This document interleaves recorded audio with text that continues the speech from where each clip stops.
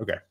Now, with Bitcoin at this stage where it's at, I always say when we look at this from an educational point of view, and I always say I like to teach because then I leave you empowered. You don't need me to make decisions when the market moves.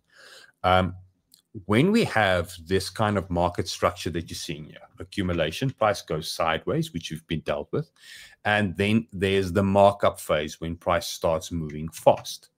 Typically, what that does and how that works on a chart is that the accumulation happens, then the markup phase takes place, but it wants to skip the previous accumulation or distribution phase.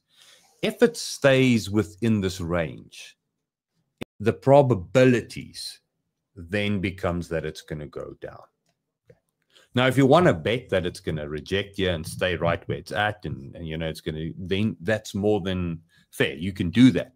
But in all fairness, we're mid-move. There's no signs of moving there. So what we want to see is price hit this range, consolidate maybe there briefly, something like that, you know, a little consolidation, and continue onwards.